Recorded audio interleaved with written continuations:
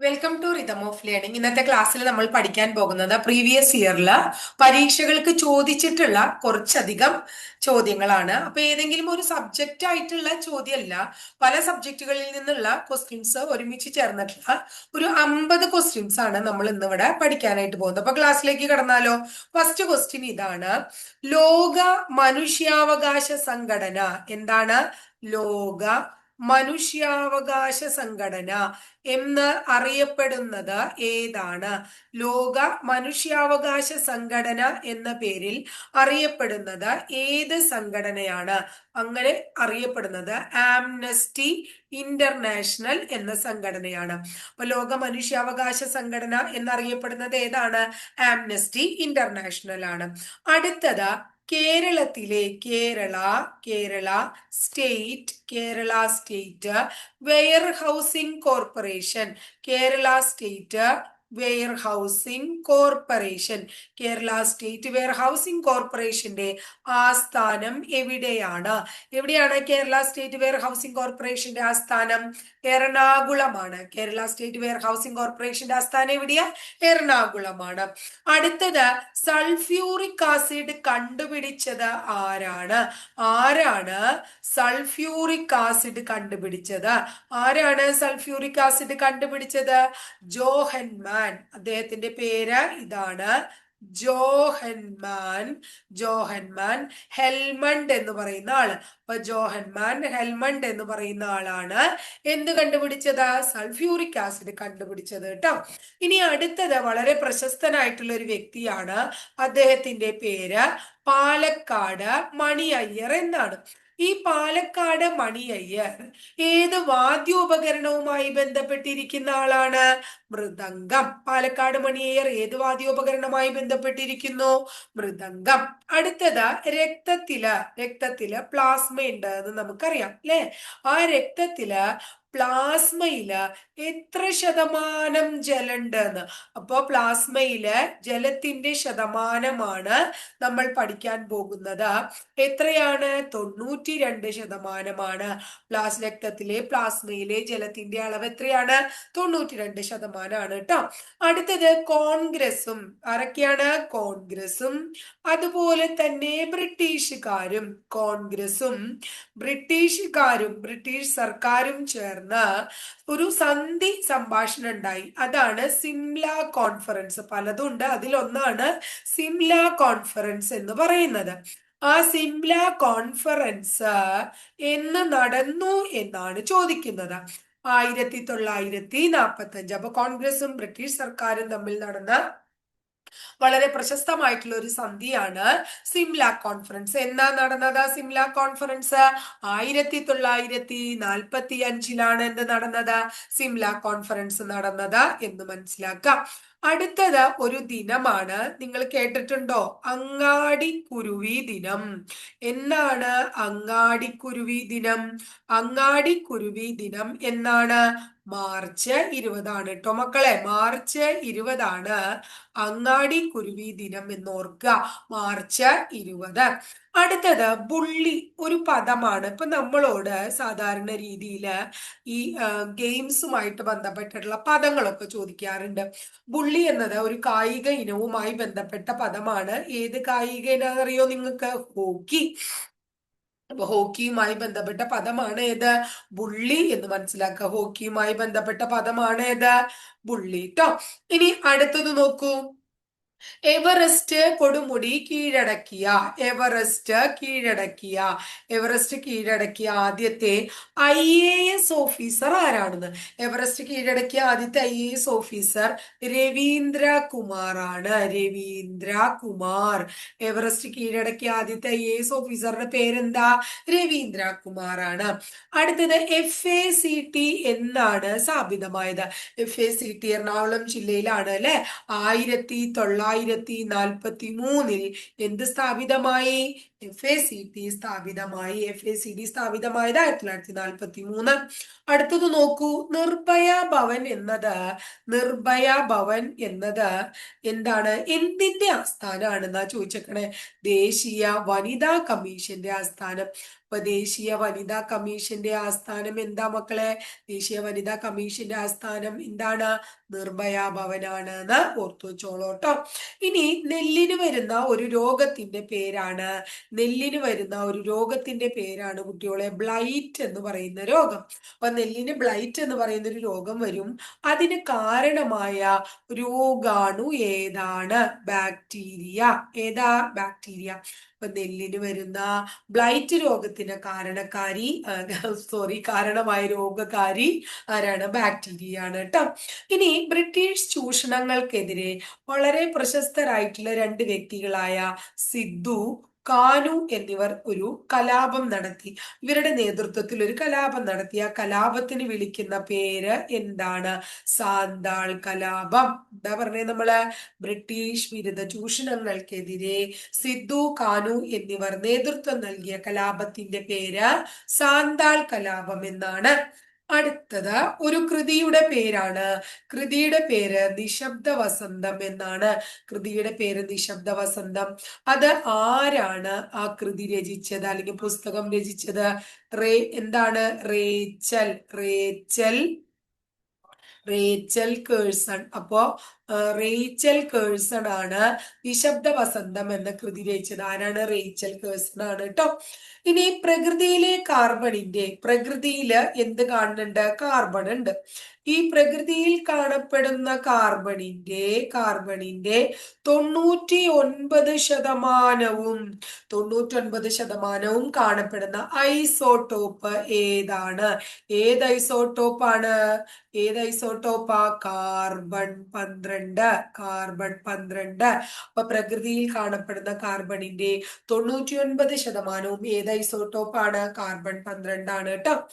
ഐക്യരാഷ്ട്രസഭയുടെ അതായത് UNOയുടെ വികസന പരിപാടിയുടെ ആഹ്വാനം അനുസരിച്ച് ജൂലൈ 11 ലോക ജനസംഖ്യാ ദിനമായി നമ്മൾ ആചരിച്ചു തുടങ്ങി.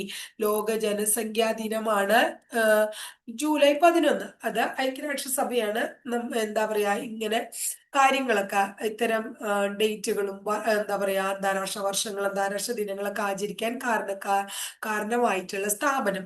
അപ്പോ ഇത് എന്ന് തൊട്ടാണ് ആചരിച്ച് തുടങ്ങിയെന്നാ ചോദിക്കണേ? 1989 തൊട്ടാണ് കേട്ടോ. 1989 തൊട്ട് നമ്മള് എന്താചരിക്കാൻ തുടങ്ങി? ജൂലൈ 11 ജനസംഖ്യാ ദിനമായിട്ട് ആചരിക്കാൻ തുടങ്ങി എന്നുള്ള കാര്യം ഓർത്തു വെക്കാം കേട്ടോ. അടുത്തത് മഹാബോധി ബുദ്ധ മിഷൻ. ഒരു മിഷന്റെ പേരാണ് മഹാബോധി ട്ടോ. മഹാബോധി ബുദ്ധ മിഷൻ എന്നാണ് അതിന്റെ പേര്. ഈ മഹാബോധി ബുദ്ധ മിഷൻ ഉണ്ടല്ലോ, മഹാബോധി ബുദ്ധ മിഷൻ സ്ഥാപിച്ച വ്യക്തി ആരാണ്? നമ്മുടെ സി കൃഷ്ണനാണ്. വളരെ പ്രശസ്തനായിട്ടുള്ള നവോത്ഥാന നായകന്മാരിലുള്ള ആളായ സി കൃഷ്ണനാണ് എന്ത് സ്ഥാപിച്ചത്? മഹാബോധി ബുദ്ധ മിഷൻ സ്ഥാപിച്ചത് എന്ന് മനസ്സിലാക്കാട്ടോ. അടുത്തത് ബിഗ് ബെൻ ക്ലോക്ക് ട്ടോ. Big Ben clock. ഈ ബിഗ് ബെൻ ക്ലോക്ക് എവിടെയാ സ്ഥിതി ചെയ്യണേ എന്ന് നിങ്ങൾ കേട്ടിട്ടുണ്ടോ? ഇത് ജനറൽ ആയിട്ടുള്ള ഒരു GK ആണ്. ബിഗ് ബെൻ ക്ലോക്ക് സ്ഥിതി ചെയ്യുന്നത് ലണ്ടനിലാണ്. അപ്പൊ ജനറൽ GK ഒക്കെ നമ്മളോട് ചോദിക്കാട്ടോ. ബിഗ് ബെൻ ക്ലോക്ക് സ്ഥിതി ചെയ്യുന്നത് ലണ്ടനിലാണ്. ബ്രിട്ടീഷുകാരുടെ ഭരണത്തെ, കേരളത്തില് ബ്രിട്ടീഷുകാരുടെ ഭരണത്തെ വെളുത്ത നീചന്റെ ഭരണം, എന്താ പറഞ്ഞേ? വെളുത്ത നീചന്റെ ഭരണം. ബ്രിട്ടീഷുകാരുടെ ഭരണത്തെ വെളുത്ത നീചന്റെ ഭരണം എന്ന് വിശേഷിപ്പിച്ചത് ആരാണ്? വൈകുണ്ഠ സ്വാമികളാണ് കേട്ടോ. ബ്രിട്ടീഷുകാരുടെ തിരുവിതാംകൂറിലെ ഭരണത്തെ വെളുത്ത നീചന്റെ ഭരണം എന്ന് വിളിച്ചത് വൈകുണ്ഠ സ്വാമികളാണ്. എന്റെ ഇപ്പോഴും ശബ്ദം അങ്ങോട്ട് ശരിയായിട്ടില്ല. എന്താ പറയാ, പനി ചുമയൊന്നും പൂർണ്ണമായിട്ട് മാറിയിട്ടില്ല. അതുകൊണ്ട് സൗണ്ട് ക്ലിയർ അല്ല, നിങ്ങൾ ക്ഷമിക്കണം കേട്ടോ. കുറച്ച് വോളിയൊക്കെ കൂട്ടി വെച്ച് കേട്ട് ഒന്ന് സഹകരിക്കുക കേട്ടോ. അടുത്തത് 1959 അന്നത്തെ രാഷ്ട്രപതിയായ രാജേന്ദ്ര പ്രസാദ. രാജേന്ദ്ര പ്രസാദിൽ നിന്നും എന്താ ഭാരത കേസരി, ഭാരത കേസരി എന്ന പുരസ്കാരം ലഭിച്ച നവോത്ഥാന നായകൻ ആരാണ്? ആരാ മക്കളെ? മന്നത്ത് പത്മനാഭൻ. 1959 രാജേന്ദ്ര പ്രസാദിൽ നിന്നും ഭാരത കേസരി എന്ന ബഹുമതി സ്വീകരിച്ചത് ആരാണ്? മന്നത്ത് പത്മനാഭനാണ് കേട്ടോ. അടുത്തത്, കയ്യൂർ സമരനായകൻ എന്നറിയപ്പെടുന്നത് ആരാണെന്ന്. കയ്യൂർ സമരം നമ്മൾ കേട്ടിട്ടുണ്ട് ഇല്ലേ? ആ കയ്യൂർ സമരത്തിന്റെ നായകൻ ആരാണെന്ന് നമ്മൾ കേട്ടിട്ടുണ്ടോ നിങ്ങള്? അദ്ദേഹത്തിന്റെ പേര് നമ്മുടെ മുഖ്യമന്ത്രിയായിരുന്ന ആള് അല്ലെ, ഇ.കെ. നായനാർ. ആരാണ്? ഇ.കെ. നായനാരാണ്. ഇനി സംസ്ഥാനത്തെ പ്ലാനിംഗ് ബോർഡ് ഉണ്ടാവൂലേ? സംസ്ഥാനത്തെ പ്ലാനിംഗ് ബോർഡിൽ നമ്മൾ എന്ത് പറയും? സംസ്ഥാന ആസൂത്രണ കമ്മീഷൻ. ഇപ്പൊ അതൊക്കെ മാറി നീതി ആയോഗ് വന്നു അല്ലെ? ആസൂത്രണ കമ്മീഷന് പകരം. ആ സംസ്ഥാനത്തെ ആസൂത്രണ കമ്മീഷന്റെ ആദ്യത്തെ അധ്യക്ഷ പദവിയിൽ ഇരുന്ന ആൾ ആരാന്നറിയോ നിങ്ങൾക്ക്? ആദ്യത്തെ അധ്യക്ഷ പദവിയിൽ ഇരുന്ന ആള് ഇ.എം.എസ്. നമ്പൂതിരിപ്പാടാണ്. സംസ്ഥാന ആസൂത്രണ കമ്മീഷന്റെ ആദ്യ ചെയർമാൻ പദവിയിൽ ഇരുന്ന ആൾ ആരാണ്? ഇ.എം.എസ്. ആണ് കേട്ടോ. ഇനി അടുത്തത് നമ്മൾ ഈ അടുത്ത് പഠിച്ചൊരു ചോദ്യമാണ്.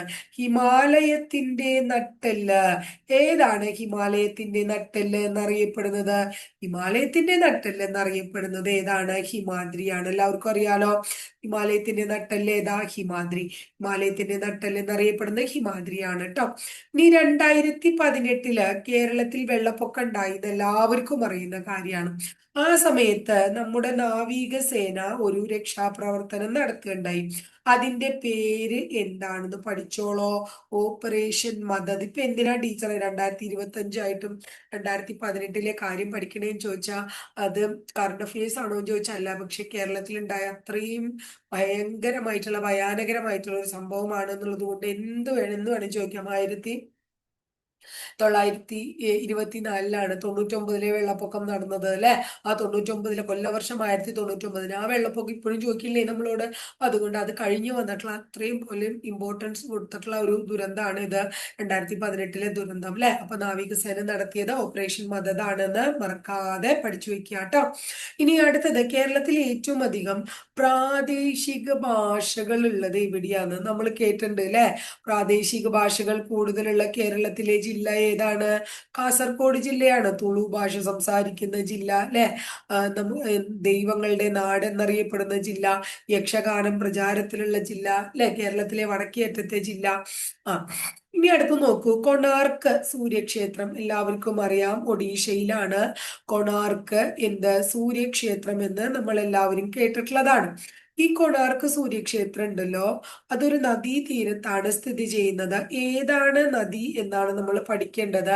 ചന്ദ്രബംഗ നദീതീരത്താണ്. ഏതാണ് നദി? ചന്ദ്രബംഗ. അപ്പൊ കൊണാർക്ക് സൂര്യക്ഷേത്രം ഏത് നദീതീരത്താ? ചന്ദ്രബംഗ നദീതീരത്താണെന്ന് മനസ്സിലാക്കാം കേട്ടോ. ഇനി അടുത്തത് നോക്കാം. ഫ്യൂഡലിസം നമ്മൾ കേട്ടിട്ടുള്ളതാണ്. നമ്മൾ ഇത് പഠിക്കുമ്പോൾ, അതായത് നമ്മുടെ ഭരണഘടന പഠിക്കും, ഇങ്ങനത്തെ കാര്യങ്ങളൊക്കെ നമ്മൾ പഠിക്കാറുണ്ട്. അപ്പൊ ഫ്യൂഡലിസത്തില് ഏറ്റവും ഉയർന്ന സ്ഥാനം വഹിച്ചിരുന്നത് ആരാണ്? രാജാവാണ്. ഫ്യൂഡലിസത്തിൽ ഏറ്റവും ഉയർന്ന സ്ഥാനം വഹിച്ചിരുന്നത് ആരാണ്? രാജാവാണ് കേട്ടോ. ഇനി ശിവജി, നമ്മൾക്ക് എല്ലാവർക്കും അറിയാം, ഛത്രപതി ശിവജി അല്ലെ. ശിവജിയുടെ റവന്യൂ മന്ത്രി, പരീക്ഷയ്ക്ക് ചോദിച്ചിട്ടുള്ള ചോദ്യമാണ്. ശിവജിയുടെ റവന്യൂ മന്ത്രി അറിയപ്പെട്ടിരുന്നത് ഏത് പേരിലാണ്? ശരിക്കും LGSകാർക്ക് ഇത് ഇല്ല കേട്ടോ, പക്ഷെ അത് നമ്മൾ എഴുതിയെടുത്തപ്പോൾ അതും കൂടി വന്നു. ശിവജിയുടെ റവന്യൂ മന്ത്രി അമാത്യ എന്ന പേരിൽ അറിയപ്പെടുന്നു. ശിവജിയുടെ റവന്യൂ മന്ത്രി ഏത് പേരിൽ? അമാത്യ എന്നറിയപ്പെടുന്നു. ഇന്ത്യയില് വലിയൊരു കൽക്കരിപ്പാടുണ്ട്. ഇന്ത്യയിലെ ഏറ്റവും വലിയ കൽക്കരിപ്പാടം എവിടെയാണ് എന്ന് ചോദിച്ചാൽ എന്ത് നമ്മൾ ഉത്തരം പറയണം? ജാർഖണ്ഡില് ജാറിയ എന്ന സ്ഥലത്താണ്. ജാർഖണ്ഡിലാണത്. ജാറിയ എന്ന സ്ഥലത്താണ് ഇന്ത്യയിലെ ഏറ്റവും വലിയ എന്ത് കാണപ്പെടുന്നത് മക്കളെ? കൽക്കരിപ്പാടം കാണപ്പെടുന്നത് കേട്ടോ. ഇനി ഏത് സംഘടനയാണ് കർഷകരുടെ പ്രശ്നങ്ങൾ ചിത്രീകരിച്ച ഏത് സംഘടനയാണ് കർഷകരുടെ പ്രശ്നങ്ങൾ ചിത്രീകരിച്ച നീൽ ദർപ്പൺ ഏറ്റെടുത്ത് ഇന്ത്യയിൽ എമ്പാടും പ്രചരിപ്പിച്ചത് ഏത് സംഘടനയാണ്? Indian association. സംഘടനയുടെ പേര് ഇന്ത്യൻ അസോസിയേഷൻ എന്നാണ്. ഒന്നും കൂടെ പഠിച്ചേ.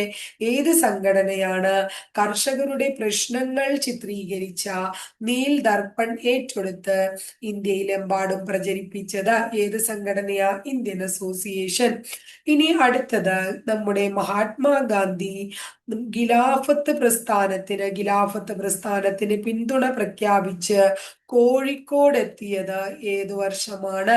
അദ്ദേഹം കോഴിക്കോട് 1920 ഖിലാഫത്ത് പ്രസ്ഥാനത്തിന് പിന്തുണ പ്രഖ്യാപിച്ചുകൊണ്ട് മഹാത്മാഗാന്ധി കോഴിക്കോട് എത്തിയത് 1920 കേരളത്തിലെ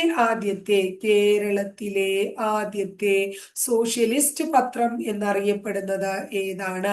കേരളത്തിലെ ആദ്യത്തെ സോഷ്യലിസ്റ്റ് പത്രം എന്നറിയപ്പെടുന്നത് പ്രഭാതമാണ്. കേരളത്തിലെ ആദ്യത്തെ സോഷ്യലിസ്റ്റ് പത്രം ഏതാണ്? പ്രഭാതം. കേരളത്തിലെ ആദ്യത്തെ സോഷ്യലിസ്റ്റ് പത്രത്തിന്റെ പേര് പ്രഭാതം എന്നാണ് ഓർക്കുക. ഇനി അടുത്തത് നമ്മൾ കേട്ടിട്ടുള്ളതാണ് കൊച്ചി രാജ്യ പ്രജാമണ്ഡലത്തെ കുറിച്ച്. ഈ കൊച്ചി രാജ്യ പ്രജാമണ്ഡലം നിരോധിക്കാൻ ഉത്തരവിറക്കിയത് ഏത് ദിവാനാണ്? അദ്ദേഹത്തിന്റെ പേര് AFW ഡിക്സൺ എന്നാണ്. അപ്പൊ ഈ ഡിക്സൺ ആണ് എന്തിന്റെ ആള്? കൊച്ചി രാജ്യ പ്രജാമണ്ഡലം നിരോധിക്കാൻ ഉത്തരവിറക്കിയ ദിവാൻ. ഇനി അടുത്തത് വളരെ പ്രധാനപ്പെട്ട ഒന്നാണ് ഈഴവ മെമ്മോറിയൽ. ഈ ഈഴവ മെമ്മോറിയൽ സമർപ്പിക്കുന്ന സമയത്ത് തിരുവിതാംകൂറിലെ ദിവാൻ ആരായിരുന്നു?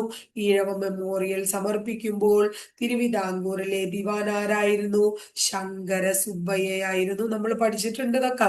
ശങ്കര സുബ്ബയ്യയായിരുന്നു. അടുത്ത ചോദ്യം, മലയാളം സംസാരിക്കുന്ന പ്രദേശങ്ങൾ മാത്രം മലയാളം സംസാരിക്കുന്ന ആൾക്കാരെ മാത്രം ഉൾപ്പെടുത്തി കേരളം എന്ന് പറയുന്ന സംസ്ഥാനം രൂപീകരിക്കണമെന്ന് സൂചിപ്പിക്കുന്ന EMS നമ്പൂതിരിപ്പാടിന്റെ കൃതി ഏതാണ്? 1.25 കോടി മലയാളികൾ. കണ്ടോ? അപ്പോ EMSന്റെ 1.25 കോടി മലയാളികൾ എന്ന് പറയുന്ന അദ്ദേഹത്തിന്റെ കൃതിയില് എന്ത് പറഞ്ഞിട്ടുണ്ട്? മലയാളം മാത്രം സംസാരിക്കുന്ന ആൾക്കാർക്ക് വേണ്ടിയിട്ട് ഒരു സംസ്ഥാനം വേണം എന്ന് അദ്ദേഹം പറഞ്ഞിട്ടുണ്ട് എന്നാ പറയണേ. ഉത്തരാർദ്ധഗോളം. ഈ ഉത്തരാർദ്ധഗോളത്തില് ഏറ്റവും ദൈർഘ്യം കുറഞ്ഞ രാത്രി ഉത്തരാർദ്ധഗോളത്തില് എപ്പോഴാ ദൈർഘ്യം കുറഞ്ഞ രാത്രി ഉണ്ടാവുക? ജൂൺ 21. ഉത്തരാർദ്ധഗോളത്തിൽ ഏറ്റവും ദൈർഘ്യം കുറഞ്ഞ രാത്രി ഉണ്ടാവുന്നത് ജൂൺ 21-നാണ്. ഉത്തരാർദ്ധഗോളത്തിലെ ദൈർഘ്യം കുറഞ്ഞ രാത്രി എന്ന ജൂൺ 21. ഇനി ചെലവ് വരവിനേക്കാൾ കൂടിയ ബഡ്ജറ്റ്. ചെലവ് എന്തിനേക്കാൾ കൂടുതലാണ്?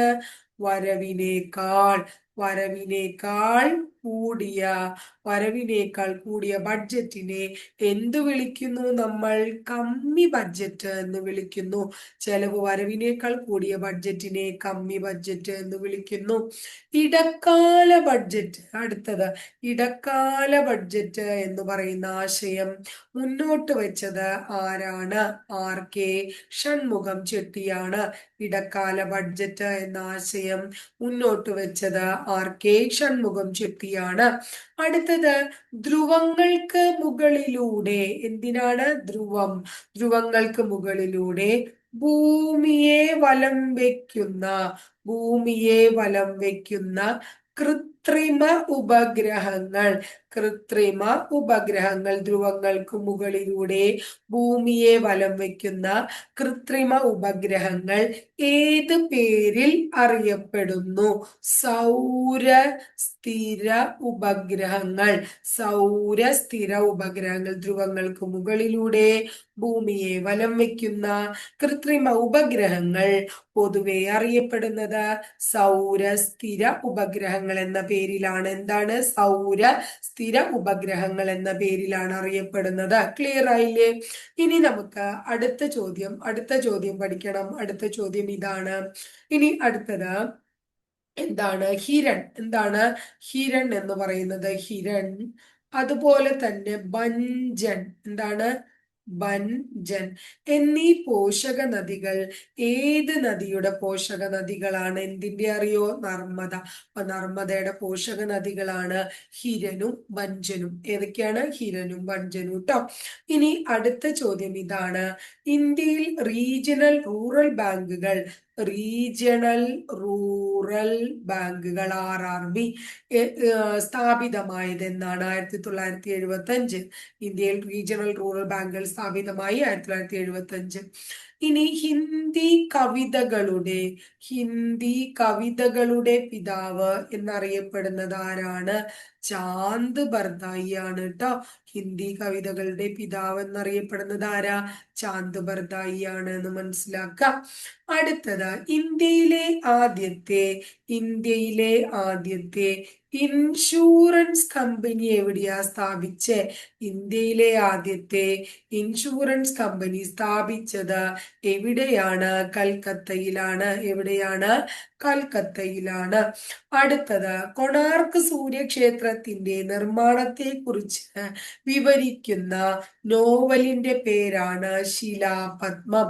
കൊണാർക്ക് സൂര്യക്ഷേത്രത്തിന്റെ നിർമ്മാണത്തെ കുറിച്ച് വിവരിക്കുന്ന നോവലാണ് ശിലാപദ്മം. അത് രചിച്ചത് ആരാണ്? പ്രതിഭ റായ്. ആരാണ്? പ്രതിഭ റായ് ആണ്. ആരാ രചിച്ചേ? പ്രതിഭ റായ് ആണ്. ഇനി ലോകത്തെ ഏറ്റവും മലിനീകരിക്കപ്പെട്ട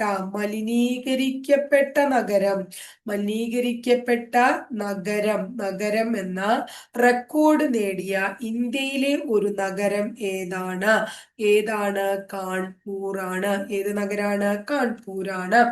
അടുത്തത് തേർഡ് പില്ലർ കേട്ടോ. തേർഡ് പില്ലർ എന്നത് ആരുടെ പുസ്തകമാണ്? തേർഡ് പില്ലർ എന്നത് രഘുറാം രാജന്റെ പുസ്തകമാണ്. രഘുറാം രാജൻ രചിച്ച പുസ്തകത്തിന്റെ പേരാണ് തേർഡ് പില്ലർ.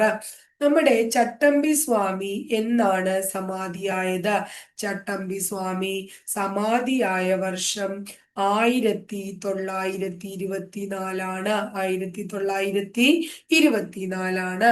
ഇന്ത്യയിൽ എല്ലാവർക്കും ബാങ്ക് അക്കൗണ്ട്, ഇന്ത്യയിലെ എല്ലാ ആൾക്കാർക്കും ബാങ്ക് അക്കൗണ്ട് കൊടുക്കുക എന്ന ഉദ്ദേശത്തോടു കൂടി സെൻട്രൽ ഗവൺമെന്റ് ആരംഭിച്ച പദ്ധതിയുടെ പേരെന്താണ്? എന്താ അതിന്റെ പേര്? പ്രധാനമന്ത്രി ജൻ ധൻ യോജന. പ്രധാനമന്ത്രി ജൻ ധൻ യോജന. ഇതാണ് ഇന്ത്യയിൽ എല്ലാവർക്കും ബാങ്ക് അക്കൗണ്ട് എന്ന ഉദ്ദേശത്തോടു കൂടി സെൻട്രൽ ഗവൺമെന്റ് ആരംഭിച്ച പദ്ധതി. ഒരു ക്വസ്റ്റ്യനും കൂടി ഉണ്ട്, 50ാമത്തെ ക്വസ്റ്റ്യൻ. റിഗർ കേട്ടിട്ടില്ലേ? അതുപോലെ തന്നെ ചെർണോസ് എന്ന് കേട്ടിട്ടുണ്ടോ നിങ്ങള്? ഈ പേരിലൊക്കെ അറിയപ്പെടുന്ന ഒരു മണ്ണ് പാലക്കാട് ജില്ലയിൽ ചിറ്റൂര് ധാരാളം കാണപ്പെടുന്നുണ്ട്. എന്താണ് ആ മണ്ണിന്റെ പേര്? കറുത്ത മണ്ണ്. ഏതാണ്? കറുത്ത മണ്ണ്. റിഗർ, ചെർണോസം എന്നീ പേരുകളിലൊക്കെ അറിയപ്പെടുന്ന മണ്ണ് ഏതാണ്? കറുത്ത മണ്ണാണ്.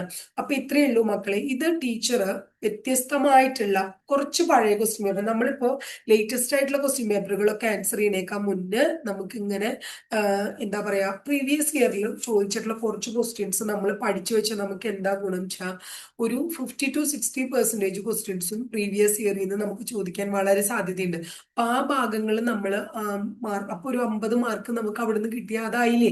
അപ്പൊ അതുകൊണ്ട് മാക്സിമം പ്രീവിയസ് ഇയറിലെ ക്വസ്റ്റ്യൻ പേപ്പറുകൾ പല ക്വസ്റ്റ്യൻ പേപ്പറിൽ നിന്നും പ്രധാനപ്പെട്ടത് കളക്ട് ചെയ്തിട്ടാണ് ടീച്ചർ പറയണത്. അപ്പൊ അത് ക്ലിയർ ആയിട്ട് ഭംഗിയായിട്ട് നിങ്ങൾ പഠിച്ചു വെക്കുക കേട്ടോ. ഇനി എന്താ പറയാ, ഇതുകൊണ്ട് നിങ്ങൾക്ക് ഉപകാരമാണ്. അതായത് എന്താ പറയാ, ടീച്ചർ എടുക്കണ ക്ലാസ് നിങ്ങൾക്ക് ഉപകാരമാവുകയാണെങ്കിൽ ടീച്ചർ തീർച്ചയായിട്ടും ഒന്ന് ലൈക്ക് ചെയ്യാനും നിങ്ങളുടെ ഇഷ്ടപ്പെട്ട എന്താ പറയാ കൂട്ടുകാർക്ക് നിങ്ങളുടെ ഈ ക്ലാസ്സുകളൊന്ന് ഷെയർ ചെയ്ത് കൊടുക്കാനും മറക്കരുത്. ആദ്യമായിട്ട് ടീച്ചറെ ക്ലാസ് കാണുന്ന കുട്ടികളാണെങ്കിൽ ചാനൽ ഒന്ന് സബ്സ്ക്രൈബ് കൂടി ചെയ്യാം കേട്ടോ. അടുത്ത ദിവസം മറ്റൊരു ടോപ്പിക്കുമായി നമുക്ക് വീണ്ടും കാണാം.